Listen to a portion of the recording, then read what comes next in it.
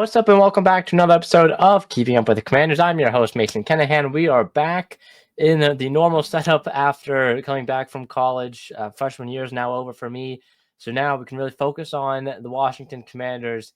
And in one of the craziest off seasons for them, it's turning out to be in one of the busiest off seasons off the field it has been. So we'll get into why that is in a little bit, as well as talk about rookie minicamp a little bit, some storylines heading out of rookie minicamp. Then we're going to look at some schedule rumors for the Washington Commanders. Some pretty reliable sources have already leaked out some games or some potential games for Washington, which could be very interesting down the stretch of this season, especially with Washington and the Commanders now gaining more popularity with Jayden Daniels at quarterback. And wrapping things up, I'm going to give my own Commanders mock schedule. It's one of my favorite exercises I do every year. And even though by the time this episode comes out, it's going to probably be outdated in about, eight or so hours as the national televised games and the primetime games start to get released throughout this week. It's still a very fun exercise to do, in my opinion, and something that I look forward to. So we'll get into that as well. But first, let's start things off with the big news of the week, and probably the biggest official news of the week, because a lot of stuff we're talking about today is more of rumors and hypotheticals. But the biggest official news of the week: Washington, D.C. is set to host the 2027 NFL Draft. Washington, D.C. has quietly been the front runner for hosting the NFL Draft in 2027 for quite some time now. It's been about a year or two, where Washington, it really seemed to be Washington. I believe there was one other city.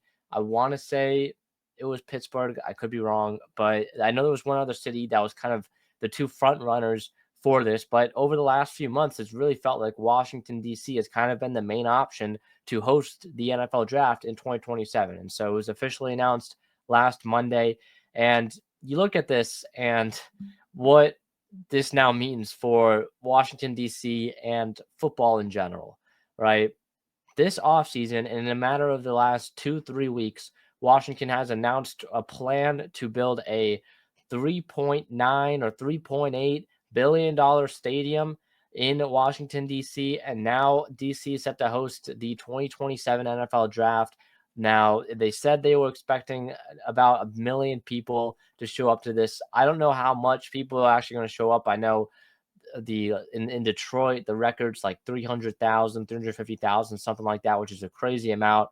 I know that it's going to be on the National Mall, which will be interesting to see how that kind of builds in terms of where they going to put the stage. Is the Capitol building going to be the backdrop? I assume so, because of the pictures that, if you're watching the YouTube version, you can kind of see it in the bottom left-hand corner. But some of the pictures they have released of what it could look like hosting the NFL Draft in Washington, D.C. and on the National Mall, I think it'd be a very cool opportunity to, the National Mall is a very, historic place in the country. And so I think it's definitely pretty cool to not only have the NFL Draft there, but now that the Washington Commanders and the Washington, football, for the football team for Washington, D.C., not really the Washington football team anymore, but you guys know what I'm saying. The football team for Washington, D.C. is now getting a lot of love after, a guy who shall not be named kind of ran this team for 3 decades into the ground and turned it into a joke. But in matter of only 2 years, Josh Harris has now a proposed plan to build a $4 billion stadium pretty much. And that is set to open in 2030 back at the RFK site. Now Washington is set to host the 2027 NFL Draft as well. I mean, you look at some of these events, this is really starting to turn back into what this historic franchise once was before Snyder took over the team. Now, I've heard the stories. Again, I did not live during the time when Snyder, it was the pre-Snyder era. But from what I've heard, it was stuff like this that made it really special. And, having the draft in DC is huge. You have the RFK site building as well, which I talked about in last week's episode. If you build a dome stadium at the RFK site, you can potentially host Super Bowls, which is huge and a big time money generating, event that Washington could host as well. So it is pretty crazy, the kind of drastic turn that the football team in Washington, D.C. has taken over the last, 2-3 years, from investigations, constant investigations, constant, Washington Post and Washington Times stories coming out about the stuff behind Dan Snyder and all of that, and just all the drama there with the Washington Post. And now you have these stories coming out where I see these beat reporters saying, hey, the Washington D.C. is set to host the NFL draft in 2027, which is insane. I'm excited. I'm looking forward to being there in some capacity, whether as just a fan or hopefully more so on the media side of things, of being able to interview Washington's draft choice in on the National Mall, which would be a great opportunity. So I'm looking forward to it in 2026, I believe. 2026, I believe the draft is in Pittsburgh. 2027, I believe the draft is the 2027 now is officially announced. It is in Washington, D.C. So that's kind of the next couple of years where the draft is going to be. Again, last year, or, not last year, but a couple of weeks ago, the draft was in Green Bay, and Green Bay hosted that. So it's awesome seeing that the NFL is willing to go to a lot of different cities and kind of, give Washington, D.C. a second chance in a way, because Snyder, of course, led that team into the ground for quite some time. And now with places like Las Vegas hosting a lot of big events, Los Angeles still, it was great for, the NFL draft to go back to Green Bay, the smallest market team in the National Football League, and host a NFL draft, one of the biggest events of the year in a very small market town. And now going to Washington, D.C. for the first time in a long time was huge as well. So that is awesome. I'm excited for the 2027 NFL draft. It was great news, great work from Harris and everyone who was involved with that and getting all of that done. But it was pretty cool to see that announcement, because yeah, it's hopefully I'm gonna be able to go there and talk to some people, and 2027 we want to look at the draft class that potentially could be in 2027. You look at guys, I don't know how much, the audience here pays attention to college football, but you're looking at the true freshmen from last season who are going to be eligible as underclassmen for the 2027 NFL draft. This includes players like Jeremiah Smith, the superstar wide receiver out of Ohio State, the number one recruit in the 2024 recruiting class. And, he's probably going to be one of the best wide receiver prospects we've seen.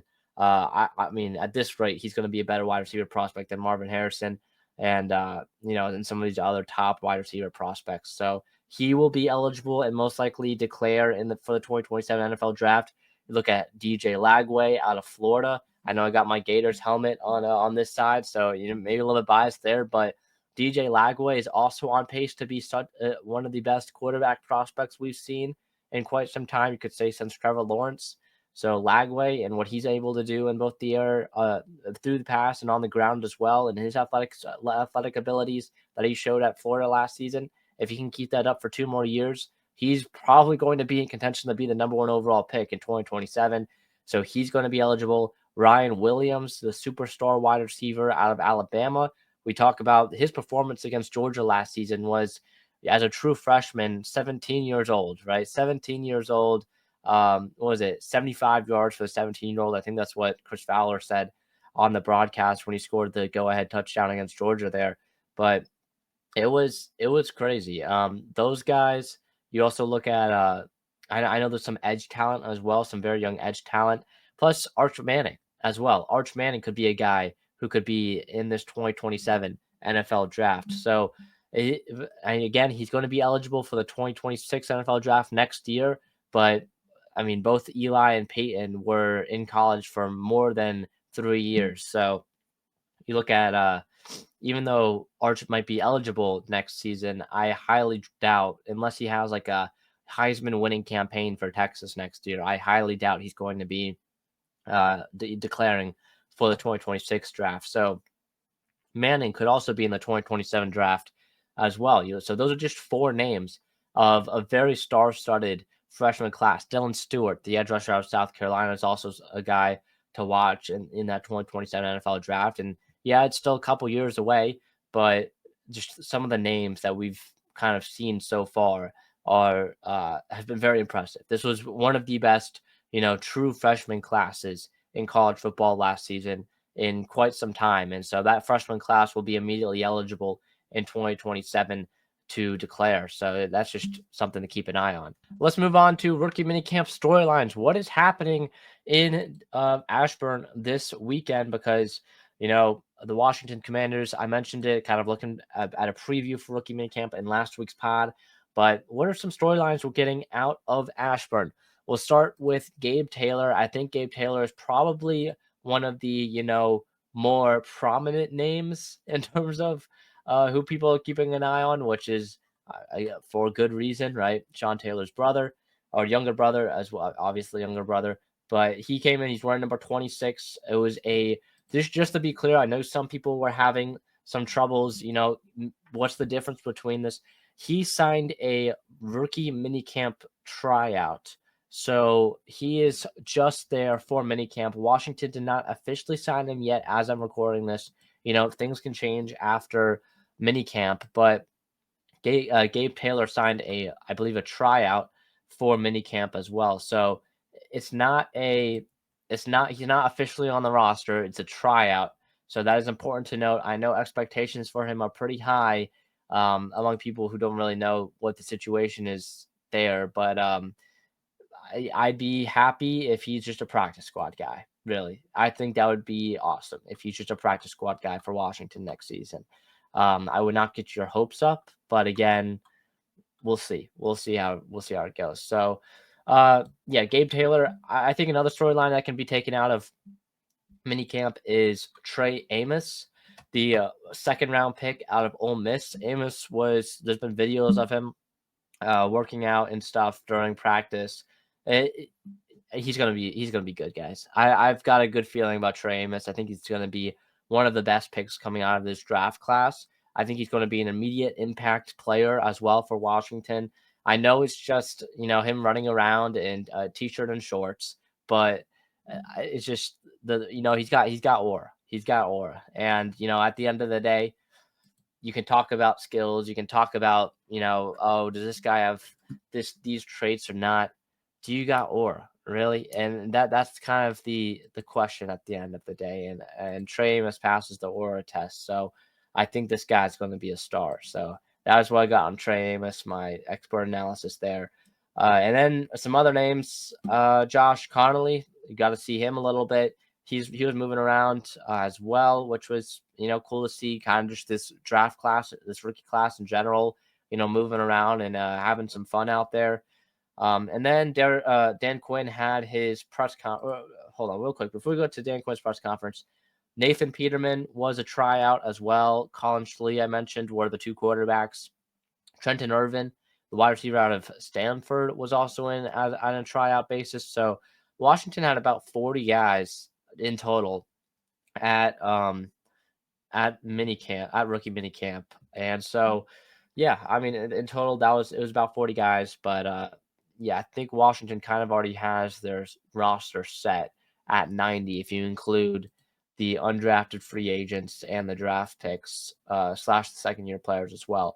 So that is other stuff. And then Tyree Williams, the former third round pick in 2020 from the Baltimore Ravens, that he was a tackle. He signed with Washington. This could be a good depth piece for Washington. I would not be surprised if he makes the final roster, the final 53-man roster, and is kind of one of more of these backup tackles for Washington. So he could be in contention to be a backup tackle. I know you've got Connolly, Wiley, Tunsil already out there, but Phillips could be that fourth tackle. I know there's kind of some other guys fighting for. Let me check out the depth chart real quick. Yeah, so you've got Tunsil, Wiley, Connolly. Coleman, I think, is going to move inside, but there's kind of a piece missing as that fourth tackle. Is that Trent Scott? Is that, Tyree Phillips? We'll have to see. But those are the guys I'm looking at for that fourth tackle. He could compete if they were to have a fourth tackle on this final roster. I think Phillips could definitely compete to be that guy on it. Now, let's go to some scheduled rumors, because I also want to tie this into Dan Quinn's press conference, because he was asked about this and talked about it a little bit, or really not that much, but still was, still was a notable comment. But for the schedule rumors, there's a couple of guys I want to shout out who do some very good work, like leaking the schedule, you could say. Nerding, NFL nerd at Nerding on NFL on Twitter. He already got like over 30,000 followers. He does a great job, kind of doing this breaking down the schedule release and leaked games. And basically, he's got like this Google sheet where it's like, hey, if this team is playing this team at this week, that means this team can't play this team, which means that this team will play that team, and stuff like that. Just breaking it down. It's a very cool spreadsheet to look at, especially as it starts to get filled out throughout this week. So I recommend following him, and then also I believe it's Aussie NFL is another guy who does it as well. So those are two guys that I kind of look at the stuff when I look at these scheduling rumors and all of that. Those are two guys I trust. They usually have, I think they've tracked it every year. Both of them kind of have like a 99% accuracy rate in terms of their leaked games. So there's been one leaked game from them so far, and that is involving the Commanders, and that is the Commanders traveling to Madrid, Spain, to play the Miami Dolphins in Week 11 on November 16th. That would be amazing to see. A Madrid game for Washington, their first international game in quite some time. I believe definitely definitely the 2020s. I believe this is their first international game. And so them playing in the morning in Spain, very first NFL game in Spain, would involve Washington and Miami as well. So that's been the only game that's been leaked from them, which is according to their sources. And I trust them. They are accurate of quite some time. So I would expect at some point this week, Washington to be announced as the Dolphins' opponent for the Madrid game this year. I've also just, now this is more of a rumor, but I've also just heard from a lot of people that Washington is kind of in the running to be playing on Christmas this year as well. Who this would be against, not sure, but they do play against the Chiefs at some point this year at Arrowhead. And so that could potentially be something to keep an eye on if you're a Washington fan, because that would be a very interesting battle. Jayden Daniels against Patrick Mahomes on Christmas Day. That would draw a lot of numbers if you're the NFL. So that is also a game that I would, keep an eye on. I don't have like confirmation on that or anything, but I've just heard that Washington is definitely in the running to play on Christmas Day. So those are the rumors I have. And based on those rumors, I created this mock schedule for Washington. Now, this is, again, a mock schedule. This is a mock schedule, which means this is just me putting together teams, names, days, weeks, and all of that, opponents, all of that. This is a mock schedule. Here it is. If you are watching on the YouTube version, you can see it. If not, then I will break it down anyways. But this is the mock schedule I have for the Washington Commanders. Now, Washington this year, if you're watching the YouTube version, which you can follow, of course, the podcast on YouTube, Keeping Up with the Commanders. But if you're watching the YouTube version, you can see that there are a lot of primetime games here. There are a lot of primetime games, and that is for good reason, because Jayden Daniels is on the Washington Commanders, and Jayden Daniels is one of the biggest faces of the NFL currently. So, which, again, for someone being on the Washington Commanders and being one of the big faces of the NFL is pretty crazy to say, but, I mean, that is how it is. So, here we go. Week number 1. Washington travels to Lincoln Financial Field to take on the Eagles on opening night, Thursday Night Football. That is something to keep an eye on. The Eagles must play on Thursday Night Football at home to, release their banner and all of that to open up the NFL season, because they won the Super Bowl last year. Washington has been a rumored opponent to play them, and so I could expect here Washington to play them in week number 1. Week number 2, we've got the New York Giants at home.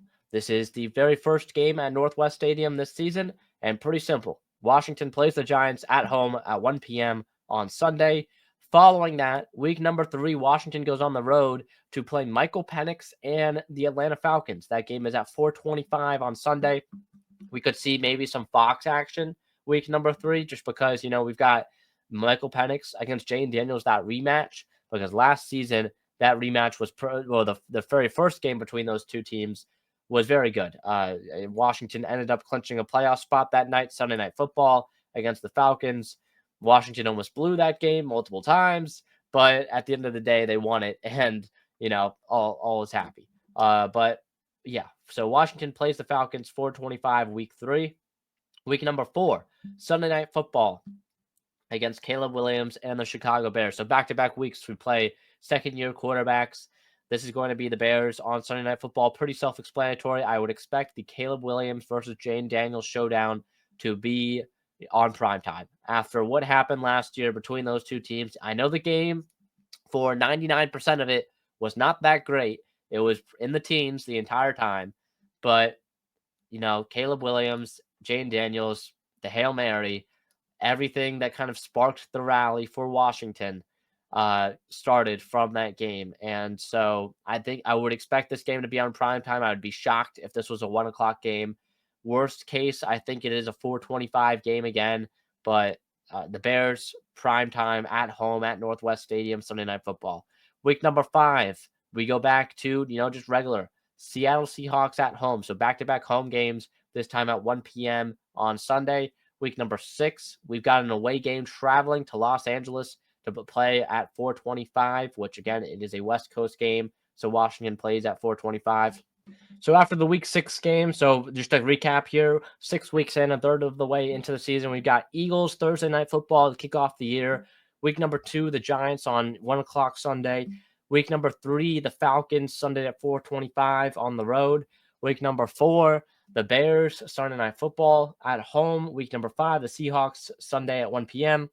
Week number 6, on the road against the Chargers Sunday at 4:25. Week number 7, we've got the Giants, 1 o'clock on Sunday. So both of the Giants games are just going to be at 1 o'clock. No crazy stuff there. I could see a Giants Commanders game being on Thursday Night Football. So I think that makes a lot of sense. But both of these games, on the road this time in week 7 after the home game in week 2. But 1 o'clock on Sunday. Week number 8, we've got Monday Night Football against Bo Nix and the Denver Broncos. This is another second-year quarterback Washington and Jane Daniels will go up against. So they're going up against Michael Penix, Caleb Williams, Bo Nix, and J.J. McCarthy in a second here. But that is 4 of the 6, I believe. Yeah, 4 of the 6, or 4 of the 5 of first-round quarterbacks that Washington could go up against. Because, again, you had Caleb, Jane Daniels, Drake May, who's not on the schedule, J.J. McCarthy, and Bo Nix. But Bo Nix against Jane Daniels on Monday Night Football at home against the Denver Broncos. Week number 9, we're playing J.J. McCarthy on the road Sunday at 1 p.m. against the Vikings. Week number 10 is a bye week because week number 11, and hopefully I get this one right because of my sources, but in Spain, Sunday, 9:30. I don't know what time they're going to have a Spain game. I assume it would probably be the same time as, just a London game. But they'd play the Dolphins, which is technically an away game, Sunday at 9:30. And then week number 12 would be home against the Raiders, 1 o'clock. Nothing special there. Week number 13 is another home game. So after the Spain game, because you had the bye week ahead of the international game, I would assume the bye week for Washington, if they're going to Spain in week number 11, I would assume the bye week is either going to be week 10 or week 12, just because they usually give an international game, they usually give the teams the bye week the week after or the week before. Week number 13 is the Cowboys, Sunday at 4:25, America's game of the week, potentially. Week number 14 is the Eagles, Sunday Night Football against the Eagles. So both Commanders-Eagles games are prime time. You have the season opener, and then you have the one in week 14. Week 15 on the road playing Jordan Love and the Green Bay Packers at 1 o'clock. Week 16, Jane Daniels against the Lions, the rematch of the divisional round, 1 o'clock on Sunday. Not every game can be prime time, guys. All right, just calm down there. Week number 17 is the Christmas game against the Kansas City Chiefs. Thursday, I just put 4:30. Don't know what time that would be. I just put 4:30. That would be the Christmas game against Patrick Mahomes and the Chiefs. And week number 18 would be on the road, heading to Jerry's World to play the Cowboys Sunday at 1 o'clock. So breaking down the schedule, again, one more time. The Eagles, week 1, on the road. Week number 2, that's Thursday Night Football, season opener. Week number 2, Giants, Sunday, 1 o'clock, home. Week number 3, Falcons road Sunday 4:25. Week 4, Bears home Sunday Night Football. Week 5, Seahawks home Sunday at 1 p.m.